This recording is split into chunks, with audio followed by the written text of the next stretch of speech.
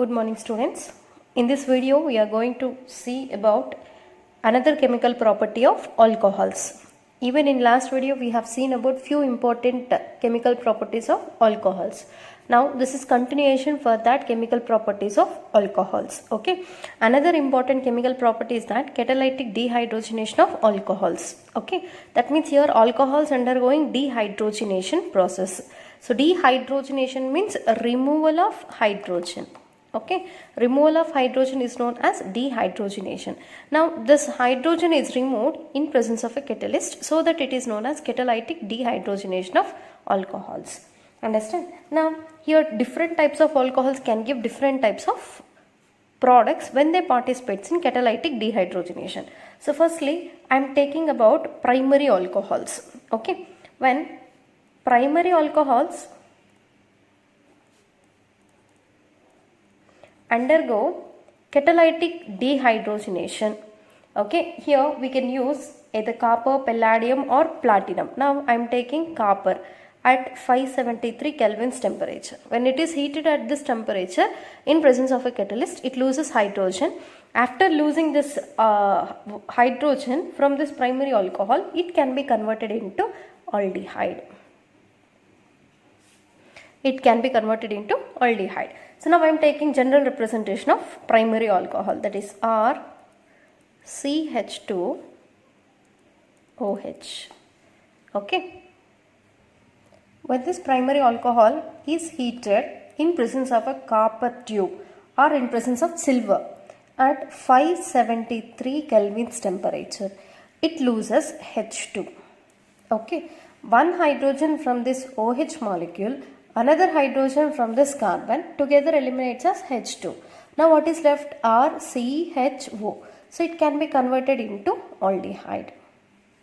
Okay, that means when primary alcohols are heated in presence of a copper tube, okay, or the vapors of this primary alcohol passes through this copper metal, at this temperature it loses hydrogen, converts into aldehydes. Okay, now we'll see about secondary alcohols. When secondary alcohol is heated in a copper tube at 573 Kelvin's temperature, here also we are using the same temperature. Again it loses H2 and converts into ketones. Okay, so when secondary alcohols are heated in a copper catalyst, it loses hydrogen, that is participating in dehydrogenation, and can give ketones. Now I am taking here secondary alcohol, general representation, that is RCHR-OH. Just to separate this or distinguish this 2R, we have represented this as by just R and it is indicated by R-. Okay. Now it is heating in presence of a copper metal at 573 Kelvins. It loses hydrogen gas. Okay. Oxygen hydrogen and carbon hydrogen together eliminates as H2. Now it is becoming one less valent and even it is becoming one less valent. Now between these two a double bond is created. We will get R C double bond O R dash, that is ketone. Okay. Even if you want, we can also explain it by using an example. That is, here in place of R group I am taking CH3, CHOH, which again attached to CH3. Now OH is attached to a carbon which in turn attached with two other carbons. So we can say it is secondary alcohol. Now it is heated in a copper tube at 573 Kelvins. It loses hydrogen. Okay. From here one hydrogen, from oxygen one hydrogen, together eliminates as H2. Now between carbon and oxygen double bond is created. We will get here CH3, C double bond O, CH3. That is a ketone which is nothing but acetone. Understand? Now see about tertiary alcohols. When tertiary alcohol undergo heating in a copper tube at 573 Kelvins, it loses hydrogen gas. Okay. Here there is no chance to lose hydrogen in case of tertiary alcohol. Instead of losing hydrogen, it participates in removal of water. This is a key point related to the catalytic dehydrogenation of alcohols. Usually primary and secondary alcohols on heating in presence of a catalyst, it undergoes removal of hydrogen and can give either aldehyde or ketone. But in the case of tertiary alcohol, on heating in a metal, it is losing H2O. Why? Because means due to the absence of hydrogen on this carbon. Okay, on this carbon there is no hydrogen in case of tertiary alcohol. So instead of losing H2, it loses H2O. Okay, on losing H2O, it can be converted into alkene. Okay, I am taking here one of the example for tertiary alcohol, that is OH group which is present on tertiary carbon. Okay, now this is a tertiary carbon because it is attached with 3 other carbons and it is with OH group. So it is known as tertiary alcohol. When this tertiary alcohol is heated in a copper tube at 573 kelvins. Okay, if you see here oxygen is with hydrogen, but on this adjacent carbon there is no hydrogen because the last third hydrogen is also replaced by CH3. So no more hydrogen on the carbon. So that instead of losing H2, tertiary alcohol is involving in removal of H2O. That means completely from here OH eliminates. Okay, from this carbon or any adjacent carbon, one of the hydrogen gets eliminated. So that I am separating here one hydrogen, CH2 and H. Okay, one hydrogen is separating. So that means here OH and H together eliminates as H2O. See, this carbon is losing one bond and even this carbon is losing one bond. Between them a double bond is created. Finally, we will get here CH3 as it is, single bond C, and here a single bond with the CH3. Okay, now a double bond is created between these two carbons, converts to CH2. Finally, we got here alkene. That means when tertiary alcohols undergo heating in presence of copper metal, it loses H2O. Okay, remember there is no dehydrogenation of tertiary alcohol. Always it participates in dehydration. Then it gives alkene as the final product. Okay, this is about catalytic dehydrogenation of alcohols. So primary alcohol on heating it loses H2, dehydrogenation, can give aldehyde. Secondary alcohol, by losing hydrogen it give ketone. Whereas tertiary alcohols do not lose hydrogen, it loses water and can be converted into alkenes. Now we'll see about a test which is used to distinguish primary, secondary and tertiary alcohol. Okay, so chemical properties of alcohol is got completed. Now we are discussing about a test which is used to distinguish, that means to differentiate primary, secondary and tertiary alcohol. We can use a test. That test is known as Lucas test. L-U-C-A-S, Lucas test. Okay, by using this test we can easily separate primary alcohol, secondary alcohol and tertiary alcohol. Okay, so first we want to know what is Lucas reagent. It is nothing but concentrated HCl which is present along with anhydrous ZnCl2. Anhydrous indicates about absence of water. Okay, so this is free from water. There is no water in ZnCl2. So that anhydrous ZnCl2 and concentrated HCl is known as Lucas reagent. Okay, this is Lucas reagent. By using this Lucas reagent, we can easily distinguish primary, secondary and tertiary alcohols. Okay, see, when this Lucas reagent undergo reaction or it is mixed with primary alcohol. Okay, this is the general reaction.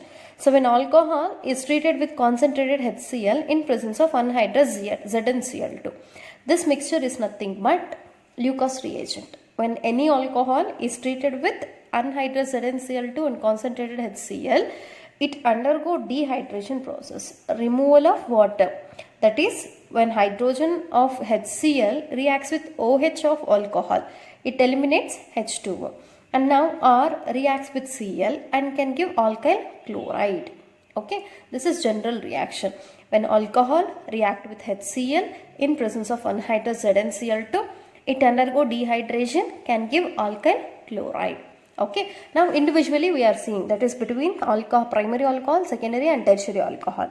So when concentrated HCl and anhydrous ZnCl2 is treated with primary alcohol, okay, no turbidity is formed or no turbidity appears at room temperature. Okay, this is the room temperature. So ordinary temperature is known as room temperature. At this temperature, there is no reaction between concentrated HCl, anhydrous and ZnCl2 and primary alcohol. Okay, so no turbidity. Turbidity is nothing but it's like a foam. Okay, so that turbidity cannot be seen at room temperature. That means there is no reaction between Lucas reagent and primary alcohol at room temperature. But okay, this turbidity appears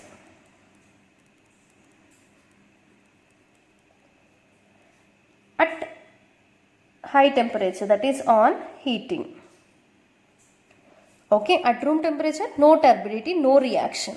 But whenever you heat the mixture, okay, then reaction takes place between the mixture and primary alcohol can give turbidity immediately. Okay, that means no turbidity at room temperature by the primary alcohols. Whereas secondary alcohols, when this Lucas reagent undergo reaction with secondary alcohol, okay, turbidity will be formed.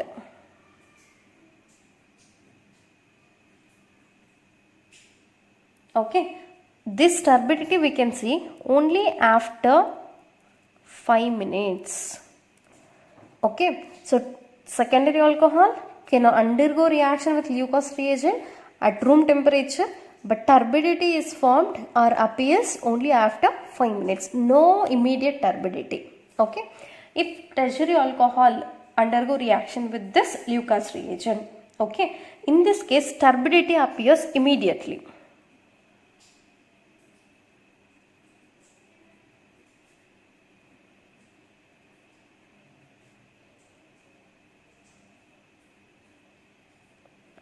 Okay, when tertiary alcohol undergo reaction with Lucas reagent, turbidity appears immediately. Okay, that means here by observing this reaction, we can easily distinguish primary, secondary and tertiary alcohol. So Lucas reagent can show immediate reaction with the tertiary alcohol. So only we are getting here turbidity immediately. Whereas secondary alcohols are less reactive, so that they are giving turbidity after 5 minutes. Understand? Whereas primary alcohol do not show a reaction with this Lucas reagent at room temperature. Okay, but it undergo reaction with Lucas reagent only on heating. Now, by seeing these three, we can easily say order of reactivity. Among all, which is highly reactive? This tertiary alcohol. So only immediately it is giving turbidity. Okay, order of reactivity of alcohols are tertiary alcohol is more reactive than secondary alcohol than primary alcohol.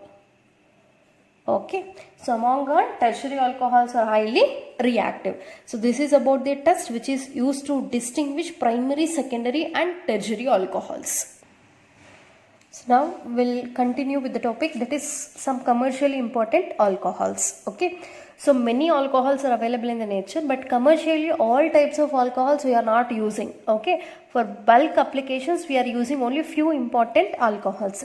In that, in your syllabus you have about two important types of alcohols, that is methanol and ethanol. Okay, so first we'll see about methanol. Methanol is nothing but methyl alcohol, that is OH group which is present with only one carbon, that is known as methanol. Another name of methanol is methyl alcohol. Okay, first we'll see about the general properties of methanol.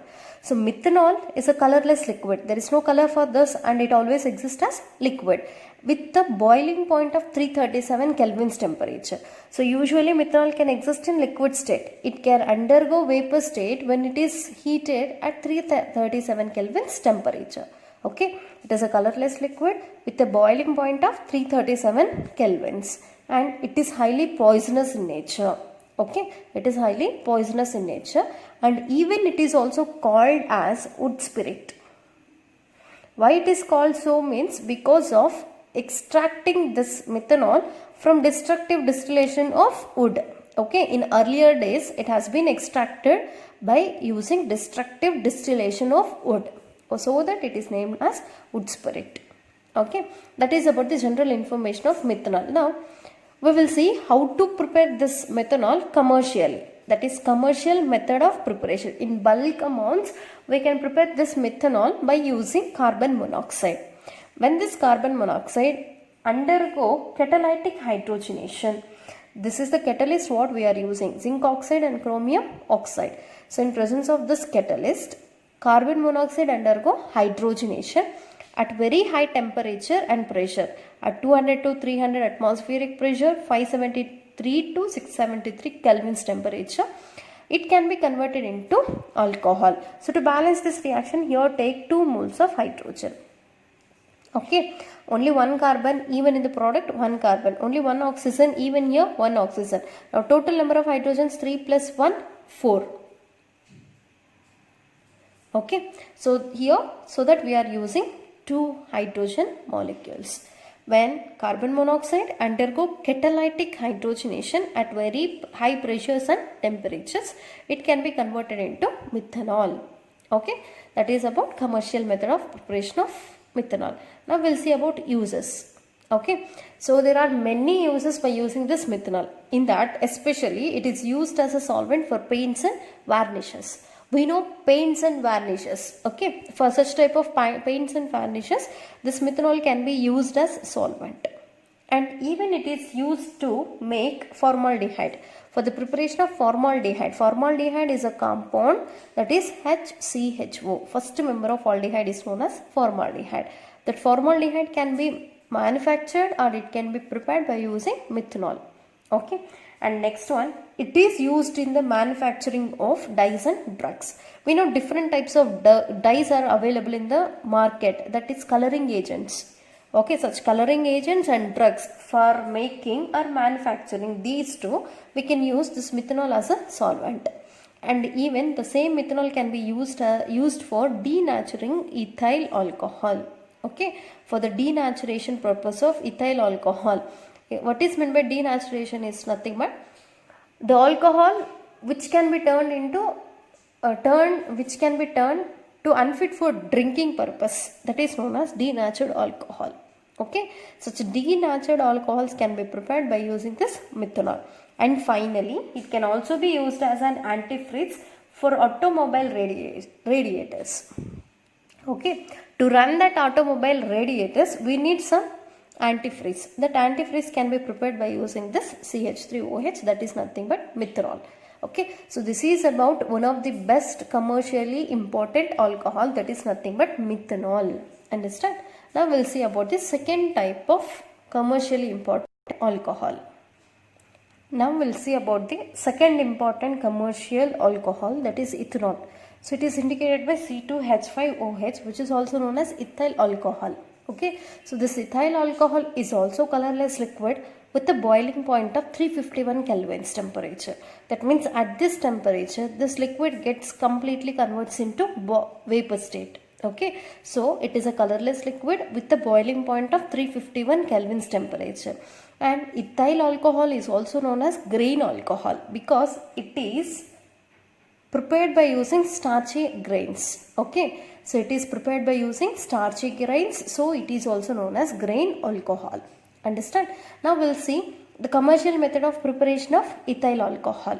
Okay, this ethanol can be prepared by the fermentation of molasses. So molasses is nothing but the mother liquid which is left after crystallization of sugar from sugarcane juice. Okay, so from sugarcane juice we can prepare sugar. Okay, so once that sugarcane juice crystallizes out into sugar, whatever the other byproduct is obtained, that is nothing but molasses. Okay, molasses is a mother liquid. It is left after the crystallization of sugar from sugarcane juice, so that it is known as molasses. When this molasses undergo fermentation, okay, it leads to give ethanol. Understand? This fermentation is initiated by the enzyme yeast. So it is initiated by yeast. Okay, so this yeast is containing two enzymes. It secretes two enzymes, that is invertase and zymase.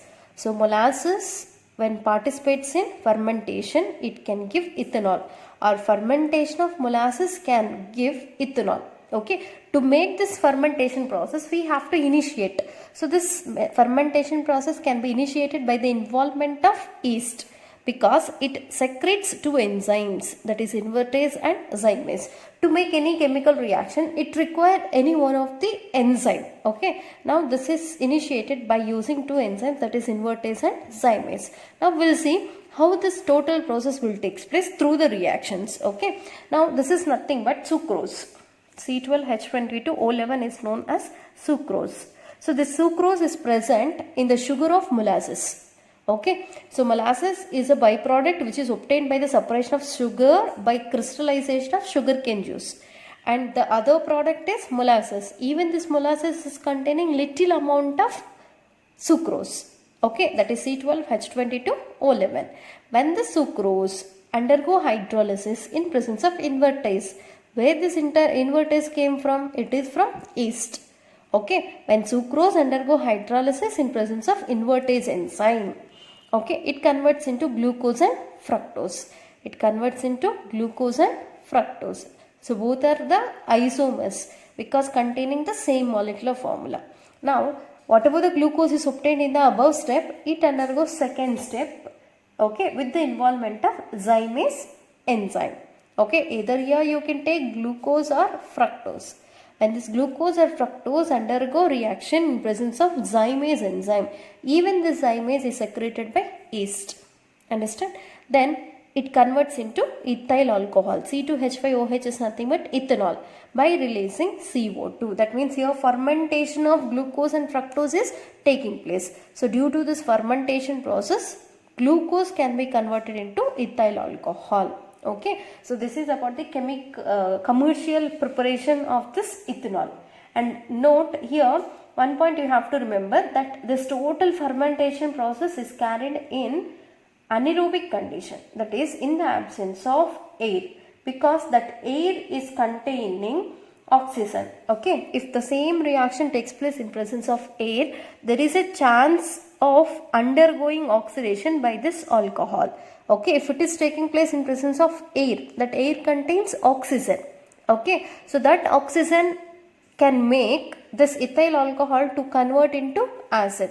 If suppose oxygen is present, by taking oxygen it can be converted into alcohol, that is CH3COOH. Okay, if this process will take place, this acid whatever is obtained, that destroys the taste of alcohol.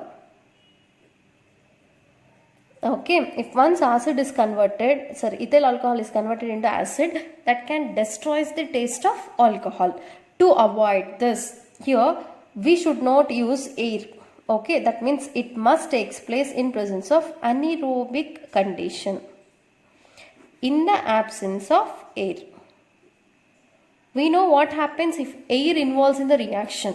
Okay, if oxygen involves in the reaction, there is a chance to convert this ethyl alcohol into ethanoic acid. So this acid can destroy the taste of alcohol. So it must take place in the absence of air.